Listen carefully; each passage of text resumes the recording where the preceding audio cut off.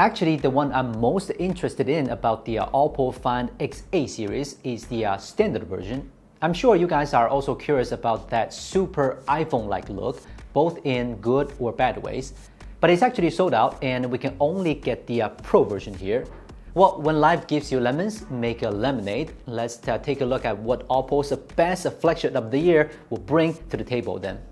The box of the Find X8 Pro is pretty much the same as the previous generations of the Find series. The accessories inside are pretty ordinary: card pins, manuals, and a soft phone case.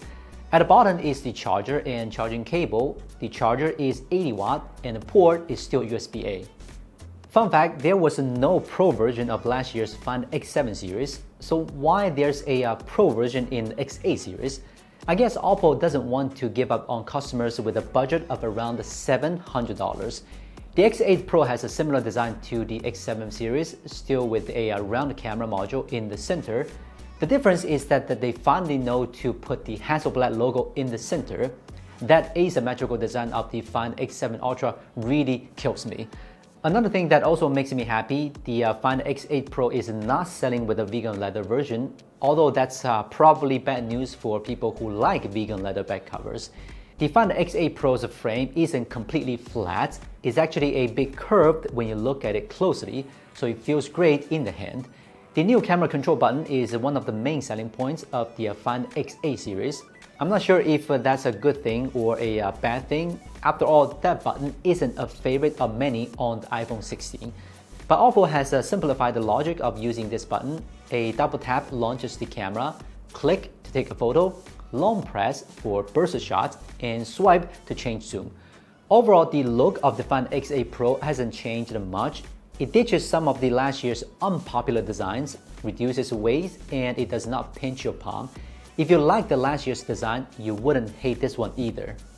So why the Find X8 Pro is Pro? Obviously, it has a more pro camera. Having actual telephoto camera over the standard version will give it a wider range of shots, and you can also use it to screen out things you don't want to be in the photo. While the main camera isn't an ultra level, I think it's good enough for most people.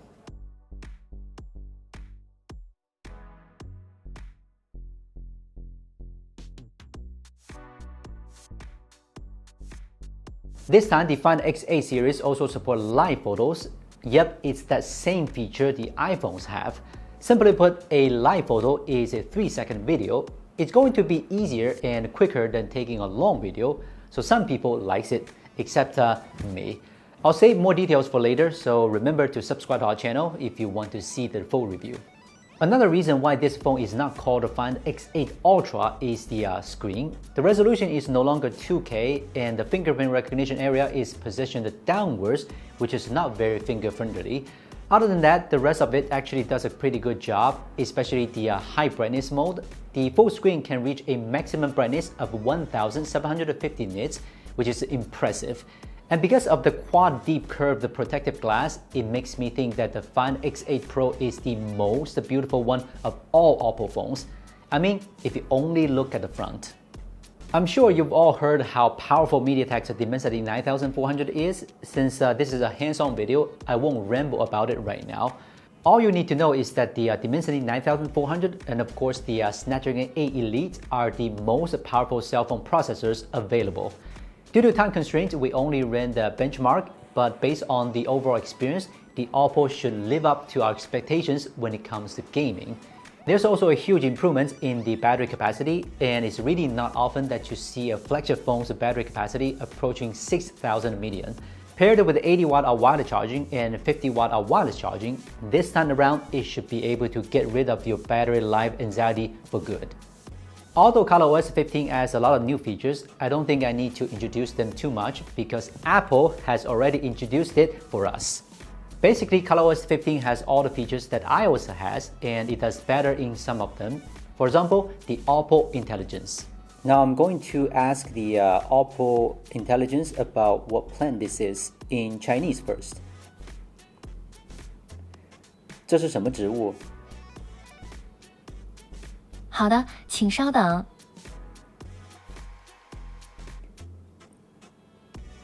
图片中的植物是 Zamiococcus Zamiofolia，也被称为 ZZ 植物或 Zanzibar 宝石。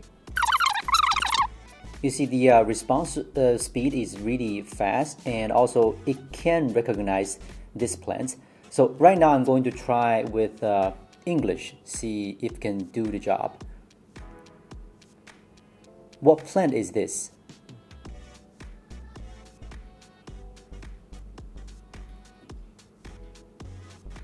I don't have enough information to determine which plant this refers to. Please provide more details. You see, I think the pronunciation is really good, but clearly the Oppo Intelligence is not going to help me with, searching with English, right? Finally, the price. It starts at 5,300 RMB, which is about 744 bucks. For the same storage version, it will cost $150 more than the standard version.